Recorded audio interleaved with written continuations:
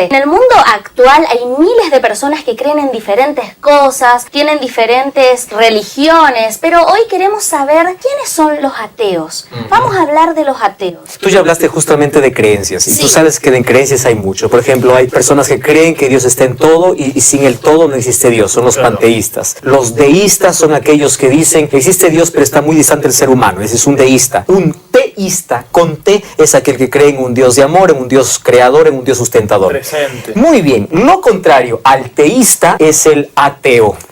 Nosotros somos teístas porque creemos en Dios. ¿Y quién es un ateo? Ateo viene de la palabra griega ateo, solamente la escritura cambia. ¿Qué significa sin Dios? Un concepto básico es aquel que no cree en ninguna divinidad, pero basándose en un concepto más amplio, también es aquel que a pesar que cree está sin Dios, vive sin Dios. Pero hoy nos vamos a basar justamente en aquellos que niegan la existencia de Dios. Ahora, si niegan la existencia de Dios, y muchos dicen, no, yo no creo en nada, pero ¿qué sostienen? ¿Qué creen una persona que se considera atea? Mira, una persona atea piensa que todas las cosas tienen que tener investigación científica y racionamiento lógico. La filosofía sobre dónde se basa el ateísmo es la filosofía de la negación.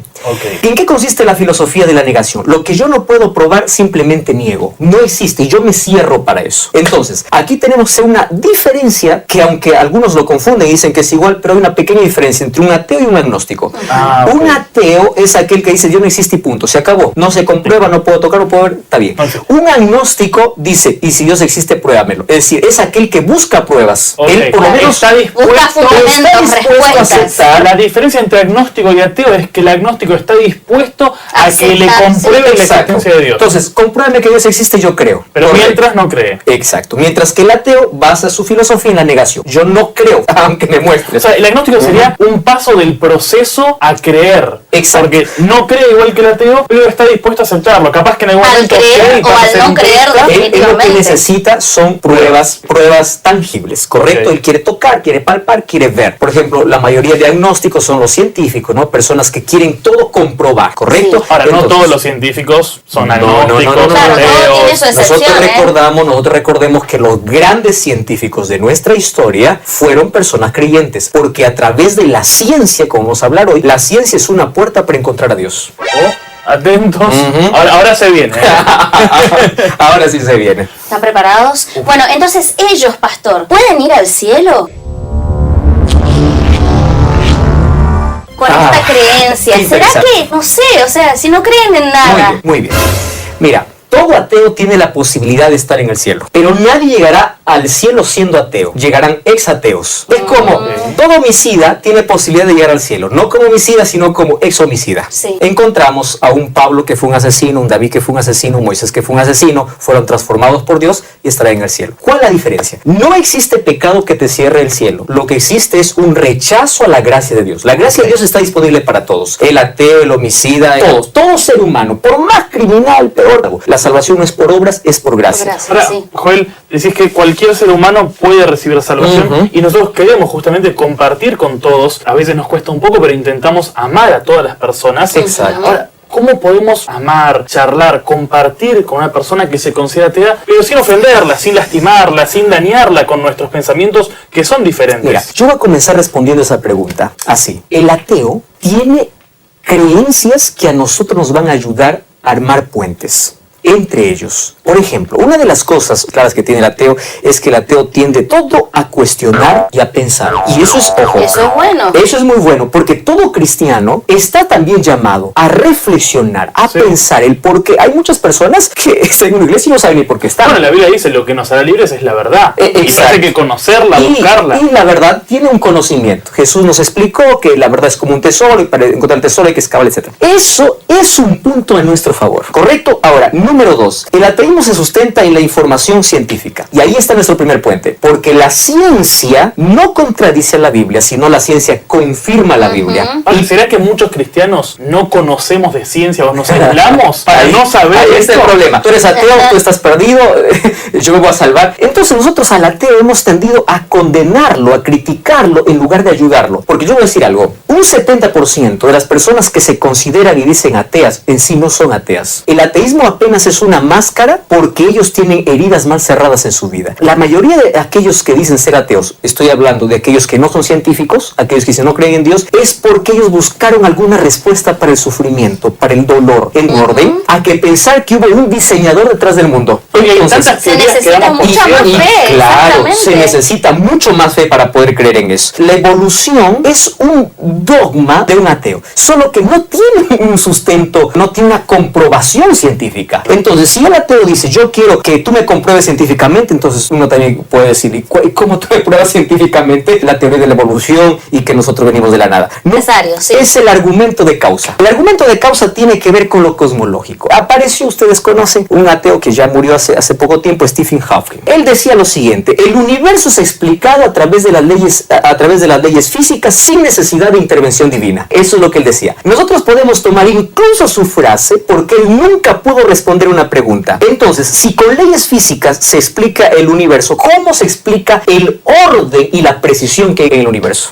Eso es inexplicable. ¿Cómo es que el universo es tan ordenado? Porque aquí viene la lógica. Yo no voy a creer que del caos venga el orden. Eso es ilógico, ¿me entiendes? Yo no puedo creer que de la materia, que no es inteligente, porque según ellos somos resultado de un polvo atmosférico, que no tiene inteligencia, salgan seres inteligentes. ¿Cómo? O sea, ¿cómo respondes eso? ¿Me entiendes? Entonces, el primero tiene que ver con que existe un diseñador inteligente. Por algo muy simple. Todo lo que existe tiene una causa, y esa causa es por un originador. Un reloj, es imposible que creas que las agujas se juntaron, los números se juntaron y existió. Si un reloj para que funcione necesita algo así, imagínate, empieza a mirar lo macro y lo micro que existe en el universo. Entonces existe un diseñador, e incluso hay científicos que dicen que el mundo, el planeta está diseñado para que exista vida a través del oxígeno, a través de todo lo que existe. Entonces existe un diseñador. Eso fue comprobado por Isaac Newton, por ejemplo, por Albert Einstein, incluso, aunque él no cree directamente en Dios, él sabía de que existe un diseñador o alguien que está detrás de todo eso. Bien. Allí podemos decir que la ciencia nos abre la puerta.